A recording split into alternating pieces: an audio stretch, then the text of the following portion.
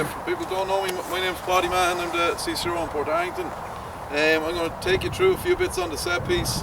Obviously, as been touched on that last one with Joey, there's different laws and regs at different ages of minis, and I know some stuff will apply to different teams. I'm going to give a general kind of an overview on it. Big thing I'd be strong on, I know 7s, 8s, 9s, the scrum is completely irrelevant. What I'd be very strong on is that they learn good habits from the start, that we don't grow bad habits and then we have to try and fix them when they hit 13s, 14s. It's just as easy to get them into good habits from the off. A little bit like what Brian was saying earlier, there's a lot of content in this. I'm going to go through a lot of key factors. I think it's important that the coaches know them, that they can identify issues in the kids, but the kids don't need to be able to reel these things off. So two things I see at scrum time at minis level is the kid that walks up to the scrum, hinges 90 degrees at the hip and just stands there like that. They're only ever going backwards from there. Okay, they're only ever going to get hurt in that position. So we have to get them low. Then you have the coach on the sideline roaring at that kid to get low, get low, get low, but no one's ever told him how to get low. And I want everyone to just do this with me. So that kid comes in, to get low, he squats right down, really, so squat down as deep as we can. As deep as you can, and just try and take a step forward from that position. Okay, it's next to near impossible. So we get low by getting the knees forward.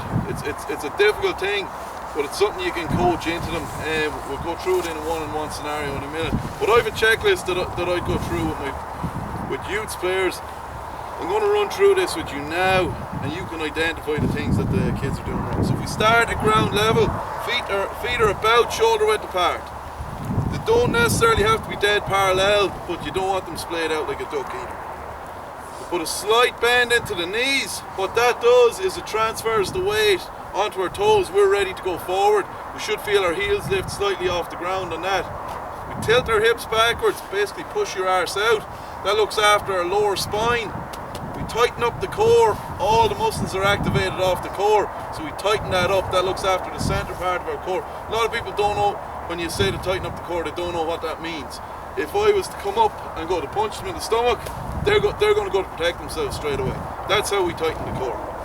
We slowly bring the shoulders back until we feel the shoulder blades close at the back, and we keep our head in what's called a neutral or natural position.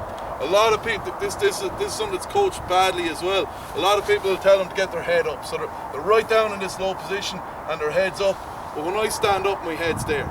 Is that the natural position for me? So it's where my head is when I'm standing here like normal. So I'm keeping my head in that as I get low.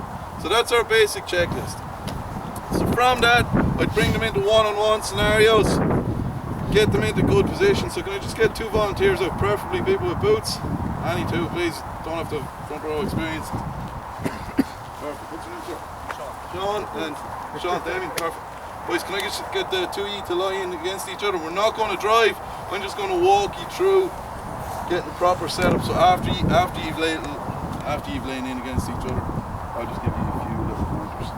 So can we just lie in and get a 2-arm bind on the opposite man? So no hands on the ground. So Sean, just get the feet back a little bit more. Bend the knees. Sheedy, the same. Keep the head up. So this is really good. All right. So what you're seeing, the knees are low to the ground. The back is straight. The shoulders aren't below the hips, which is good. I'd maybe get the feet back another little bit further, Sean, and keep it from that. If you can get your kids doing that, great. The bend on the hips there with Damien, that may be an issue. So you'd maybe look for them to get the feet back that little bit. Up we get, boys. Thank you very much. Can we get into groups of 3? Take turns, 1 person coach, just get the other 2 to lie in against each other. When I'm lying in against someone, I've no idea what my body shape is.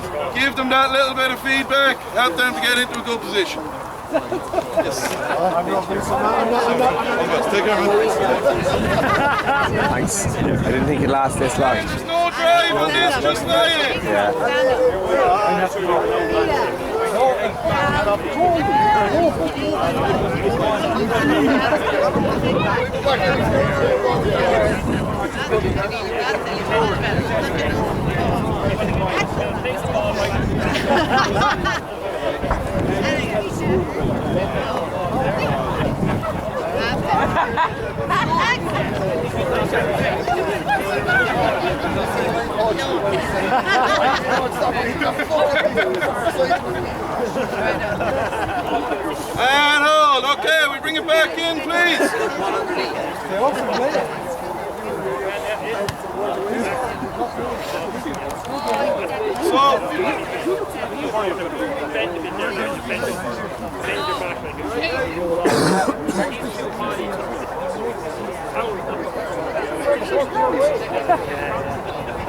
So straight away there, in a very simple and safe way, we can teach basic scrum technique to a group of players. The next step I'd bring in on that, I'd maybe bring it up to 2v1, particularly if you're looking to work on your tight head. That's a great exercise for them. Just getting them to hold that position that really builds the strength that they need for that. Maybe build it up over time that there's a controlled drive on it. I know there's different regs at different ages. Some they're allowed a step, some they're allowed a meter, whatever. Whatever you're allowed to do at your age, you should be doing. So many of them, they just lie in against each other, nothing happens, the ball goes out. That's killing the game, that sort of stuff. So if they're allowed drive a step, they drive a step. And if I know we're all coaches, but we're reffing those games as well. Whatever is within those regs, we need to allow that. So moving it on from there, we'll look at the bind across the group. Can I get 5 volunteers out here? Any 5 again, please? Don't all go at once. What's your name, sir? Mark. We put Mark in as our hooker. Damien and what's your name? Derry. We got 2 of you here as props, and we'll take 2 second rows in behind after a minute. So our hooker's the first man in. We set the scrum around the hooker. So Mark's going to come in. We get Mark in. Mark is set up like we said before. So he goes through his little checklist, gets set up. The one thing the hooker does different, he puts that foot forward. We call that the handbrake, and that allows a little bit of stability as the front row come in around. So our props. I'd be looking for my props to bind on the waistband of Mark's shorts, alright? That's the strongest part of his gear, that's where they're getting the best bind off. We're binding off a jersey, it's always going to stretch that little bit. I'd look for my loose head to get in first, so loose head's the guy on the left. So there he is. Yeah. There he, hand in, just hands up behind. Just in around, get the thumb under the waistband of his trousers. And same Damien, you go to the far side, just get the thumb in the waistband. And then Mark, we've done that, Mark is going to bind just under the armpits of his props. So 2 areas of tightness you're looking for in your front row are across the shoulders and across the hips. The props bind low on the hips of the hooker, so they're responsible for that. The hooker binds high across the shoulders of the props, so he's responsible for that. Next thing we're looking, have we got 6 shoulders across the front? Have the boys popped the shoulders out? Now they've just done it there now, and it's really good. If they're not doing that, just stand up for a second. I'll just get you here, Damien. Okay, so if I come in under Damien in this position, and I leave my shoulder in under there, if we go into a scrum, if we start to drive on that, I'm probably going to dislocate his shoulder. So it's just popping that out, and you can see 6 shoulders across the front. Everyone's happy enough on that? Perfect. Back in, we set up again there, please, lads. I know I'm running through this. We'll take questions inside if anyone wants. I know it's been a long morning and there's a lot of detail on this. Second rows, I'd always look towards the taller second row behind the tight head. That's where the more pressure is. Calls the taller guy, he's going to bind over. Aoife, so Call just over the top and just bind it just under the armpits. Poke down on that inside knee. The hand comes up through the prop's legs. When I was a kid, I was coached to bind on the jersey. That's very, very restrictive. That's an issue. We're gone away from that now. So we bind on the leg of the prop. The leg of the prop, the head comes in, just push the head in through, and make sure your second rows are looking up, and that straightens their backs. The hand is up good and high, that bind, we're basically hugging that inside leg. The hand is up good and high, we say it's like they're holding the phone up to the rear. Simple enough. Up we get, guys. Thank you very much. Quick one there. That change then from up under pulling out this forward. Yeah, that's so it's all about hooked tight on that leg, and you're nowhere restrictive on them. It's a better drive. It's just more natural. It allows the prop more autonomy. Okay, because if my jersey's being pulled down, there's not a whole lot of movement I can do. We used to grab the shorts. We used to grab the shorts as well. I just find it's a better bind. Coaches will use different things. This is the way I set mine. Okay. Next thing then, so yeah, three things I'm looking for at scrum time are our own setup, our bind across the group, and a call that we're all driving as one. It's not 8 individuals, it's one unit. So we've covered the setup, we've covered a little checklist, we've covered the bind there now. If we go on to the next step, it's that call that we get. So two calls I'd have for every group I work with. Number one is the safety call. The vast majority of injuries that happen at scrum time are caused by your own team. So if a front row goes down, the clown behind him doesn't realise that he's driving him into the ground, it's the second row that does the harm to him more often than not. So what we have, I use a sky call as my safety call. At scrum time, if I know I'm going to collapse, I call sky. Everyone else that hears that, they repeat that call. We all drop to the ground. Two things, our knees and head go to ground. Knees and head go to ground. If I'm in that position, I can't drive on anyone, no one can get hurt from there. It's a very, very simple thing, and I think that should be brought in as early as possible. And it takes away the fear factor that parents, you will get parents, even at the youngest ages, 9s and 10s, you'll get parents, I don't want little Jimmy playing the front row, he's going to get hurt. If you can ease those concerns with basic, that we've covered those safety things, that's a big deal for them. The other thing is our call on the drive. The one part, I'm looking at older ages here, you wouldn't be using this at younger minis ages. They'd probably use it at 11s and 12s though, is that we'd have a call that everyone's working together on the drive. The one person that can see it is the flanker being put in. At minis we don't have flankers, so it's the scrum half that can see it. They're calling ready, so everyone's ready for that drive, and as the ball leaves the scrum half's hands, it's now 2, 3, 4. And what the now 2, 3, 4 is, it's short, sharp steps forward. We don't want to be taking big steps. If I'm driving in a scrum and I take a big step to go forward, the longer my foot's in the air, the weaker I am. So it's ready, now 2, 3, 4. I've gone forward about a foot there, but it's short, sharp steps. My foot's not in the air for any extended period of time.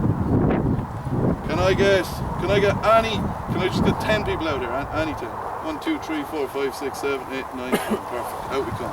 Can I get you to bind up in a circle, please, guys?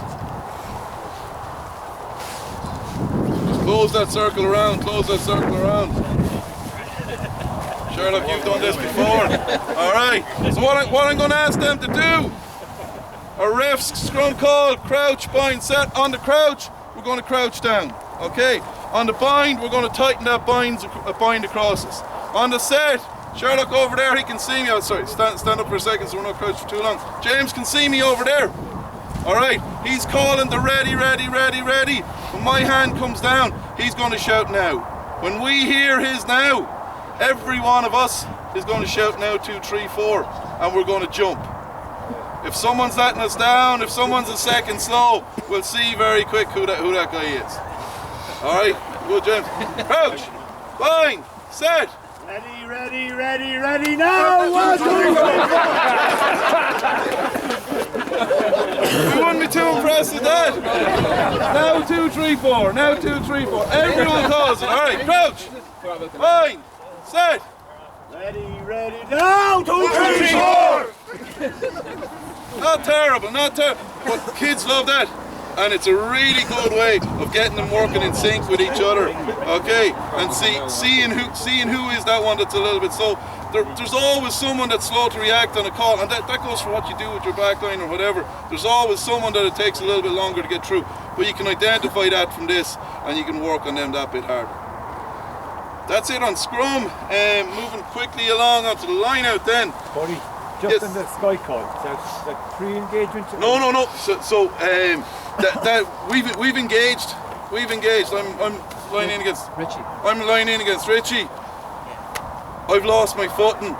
Richie's dominating, and I'm about to go to ground. I know I'm about to go to ground. I call sky. Man beside me hears that. He calls sky. And we all go down at that point. Pre-engage. Yeah, really be strong with your players if they're not happy, pre-engage. Stand up and say it to the ref. There's a big onus in safety on the ref. If they're not happy, they should never ever go in if they're not happy. That's how you teach people. You're in charge. You're not sorry, sir.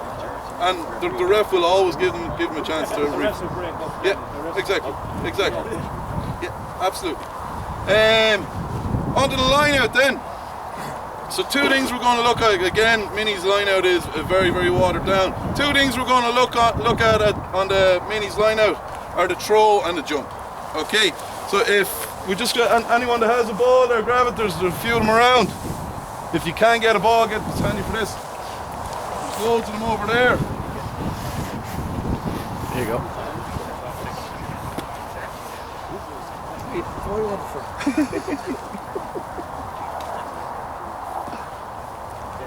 So the line out throw, it's actually very, very similar to a pass, the key factors behind it.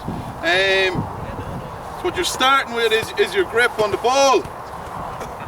The dominant hand, whichever hand they're better passing off of, they're going to start with that hand behind the ball. You're looking, these are good balls, just go grip on them. That's not always the case. Normally the best place to get a grip on a ball is along the seam. Okay, so we're looking to get probably 3 fingers along that seam, and the thumb is back in behind the ball. So that's where most of our strength is coming from. The second hand, I'd take the seam at the side, I'd leave my thumb along that, and it's basically just guiding the ball. So just like if I'm passing, everything comes from this hand, and the second hand is just facilitating. Same on the throw, we're getting our grip in behind the ball. That second hand is just there for steadiness. Very like what we did on the scrum setup. We're starting with the feet, comfortable width apart, slight bend in the knees that gives a little bit of strength on this. Ball up behind, and like on the pass, we're throwing and we're following through on that. So it's following through to target. Can we get groups of 3? Groups of 3, 1 person coach, 2 throwing it to each other. Simple exercise. Are we following through?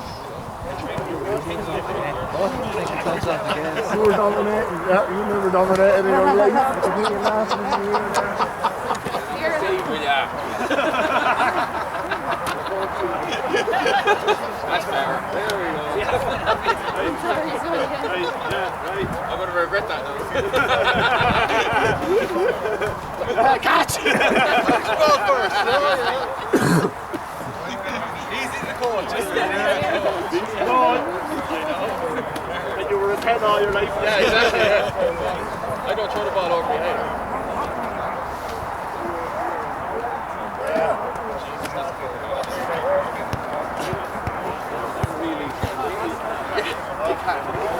Gone away from the foot. Jason, I got that one line up. Belch or something.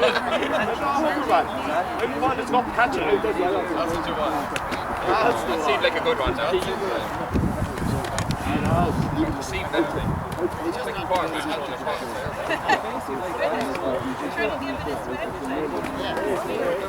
Yeah, come on, Sean. You give it a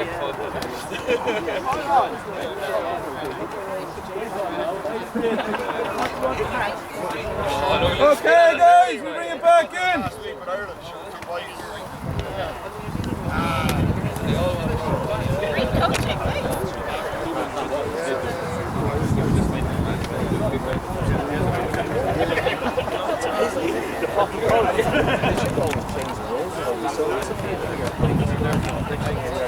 Okay, so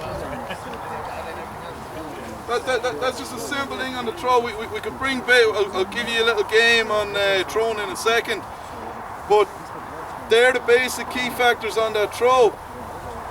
The more a guy practices, the better they're going to get.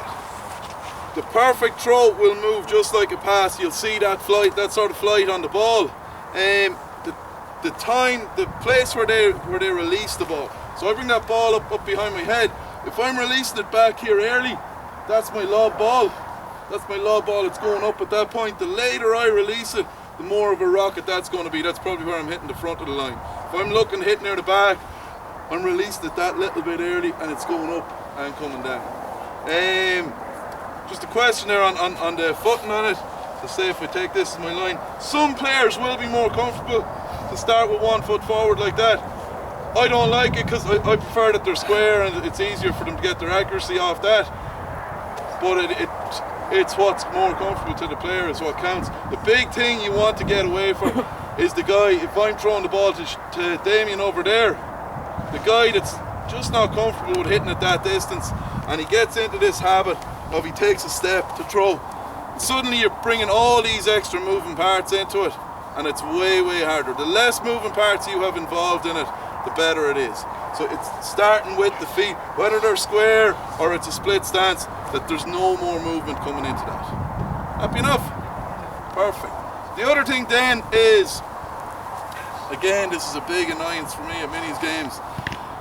They have their lineouts, and I know at a lot of the younger ages there's no contest that whoever throws it in has to win it and all this.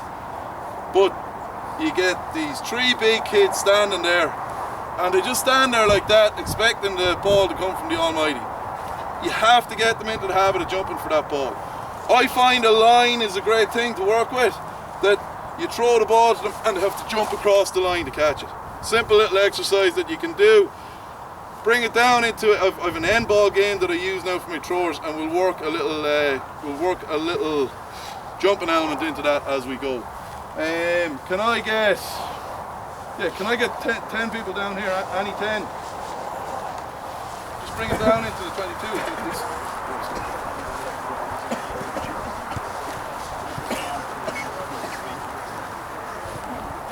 Yeah, we've 5 in blue tops there. Can I get 5 in red tops? Come on, Simon. Paul, out you come.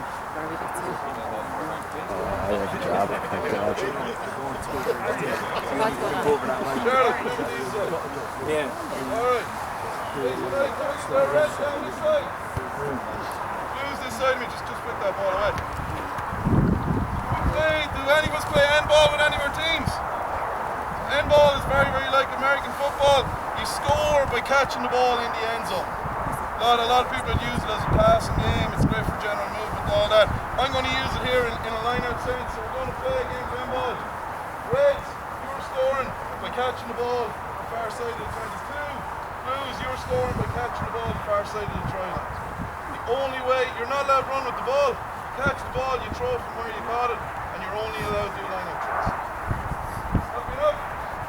Okay, let's go.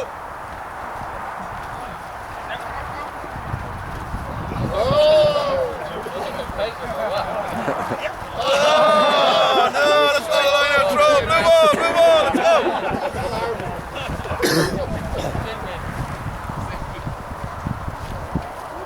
You're not talking about what you want to.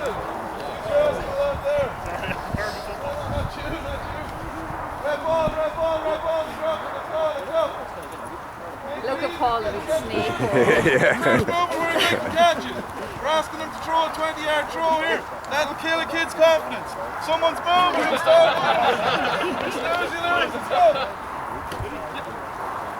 Forward now, Ed, forward. Ed, that is in. Oh! Blue ball.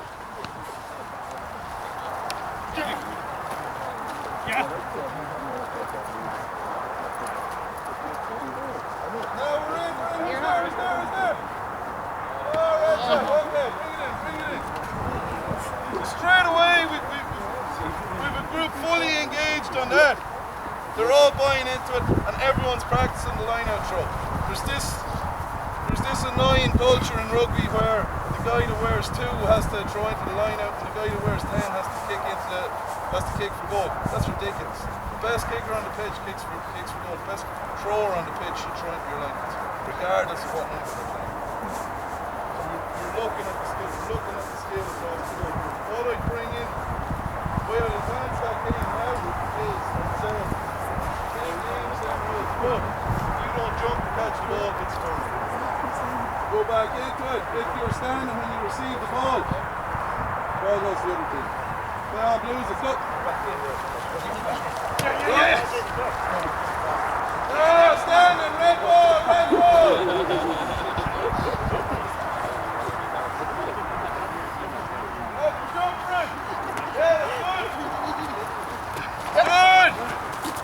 And score, okay.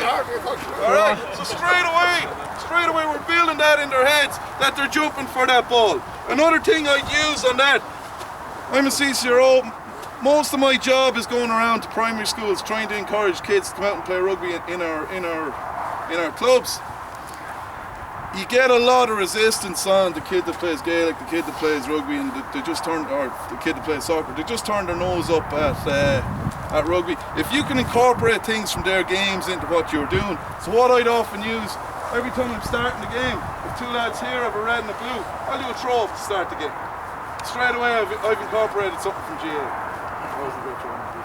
Alright, but we've brought something simple in. It's bringing in elements of the games that they're familiar with, and it breaks down those borders for us. Now, guys, that is me on that's me done on the set piece. We'll wrap it up, we'll head inside. Any questions, we're here to take them. But is Joey there? You good, Joey? Thanks, Paul. Thanks, Joey. Awesome, bud.